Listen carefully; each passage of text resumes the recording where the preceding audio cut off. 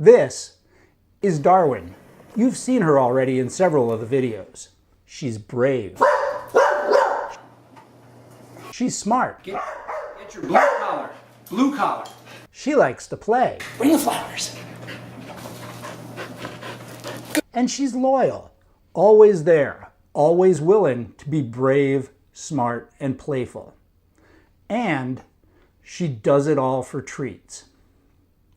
Today's video is about how to be just like Darwin and use your own bravery, intelligence, playfulness, and loyalty to make money using credit cards. Hi, I'm James, and this is My Last 20.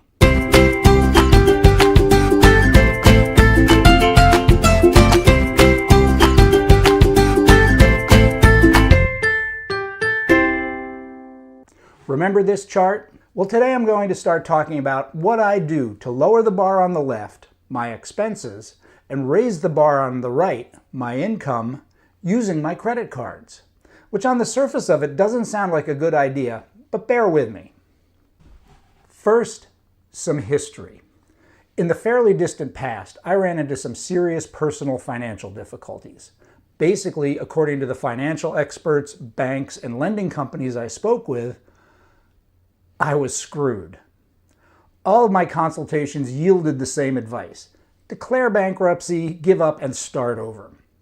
Knowing that doing so would completely mess up my credit for many years, I kept looking and stumbled upon the first of my basic financial rules, which is this: never take financial advice from somebody who makes money if they're wrong. Everyone who advised me to give up were in it for the money. Either they could make money directly from my bankruptcy or indirectly by not believing I'd pay them back. There's that belief thing again. These troubled times were long enough ago that important things still arrived every day in the mail. I noticed that there seemed to be an awful lot of credit card companies who didn't know that I was financially screwed or didn't care. And they wanted to give me a credit card with what was and still would be an unseemly high limit, along with some special offers that were important to evading my impending financial demise. They were willing to waive the fees for balance transfers and offer a limited time interest rate of nearly nothing. That combination, high limit, fee-free transfers, and negligible interest, was exactly what I needed. I signed up and got approved, which was like pouring blood into a shark-filled bay. Even more offers for credit flooded my mailbox, so every time my current introductory offer was about to expire, I was able to find another one that would fit my needs and do it again, and again, and again. And then I was done. All paid off, no bankruptcy.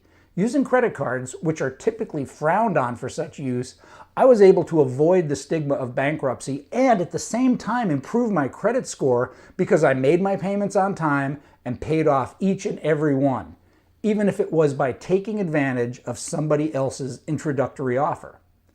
Which is where I learned my second rule. The money is the easy part. Managing it takes some effort.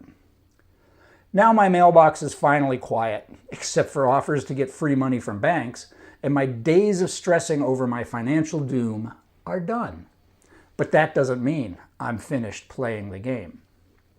This is going to take several episodes to go into detail, but in this one I want to lay out the rules of play and how a system which is trying to get at your money can be gamed to your advantage. First, remember Darwin? She's brave, she's smart, she's playful, and she's loyal. And she does it all for treats. That's you. The hardest thing to wrap your head around is that this is really just a game. There are rules and there are winners and losers. The banks are always the winners, just like the casinos in Vegas. But also, just like at a casino, it's possible to walk away a winner.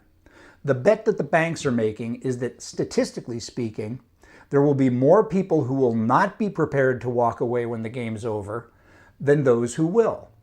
That's where the bank makes its money, on those statistics. So here's another rule. When the game ends, pull your winnings and walk away. We humans are creatures of habit, And to break out of those habits requires some bravery. We never know how things are going to turn out if we change something, and that's stressful, so we don't like to change. To make these changes for the game, which will happen pretty often, or even to get into the game in the first place, takes some bravery. The banks are getting you'll get complacent or fearful of change and stick around. That's where they make some money. You're betting you're not. You're betting you can make the changes you need to when you need to. You also have to be smart to play the game. Not like E equals MC squared smart, but organizationally smart. I find I'll have a lot of these games going on at once, usually 4 or 5, and keeping all those balls in the air takes some attention. You have to be able to tell which deals are good and which deals aren't so good, and be patient so you only spend your time on the best ones. I find that I have to pay extra attention because I'm not well organized. When things are coming to an end, I can't even be a day late, or I'm going to get hit with some fee or interest charge and lose some money, which is not part of the game. Here's another rule. When you find the deal you want, jump on it. You have to be playful. It's a game. You'll have to deal with many people who may be tasked with getting the most money from you for their bank. But I'm not a patient person, so this can be a stretch for me. I've found, though, that if I deal with people online and they know that I understand that it's just a game, that I'm willing to play by the rules, and that I'm completely willing to take my business elsewhere, then all sorts of doors start to magically open for me. It's a good thing. Another rule: playing nice equals more money. Finally, you have to be loyal. Hey, wait a minute. You're all talking about changing banks and jumping from one card to another. What's loyal about that? Okay, let's call it willing to be loyal.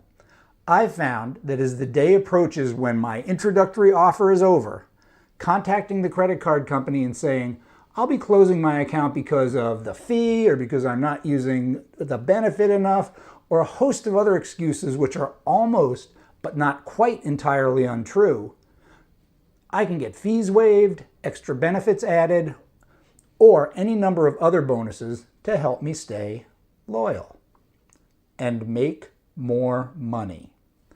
I'll end on that note for now. I've got a game I need to go play.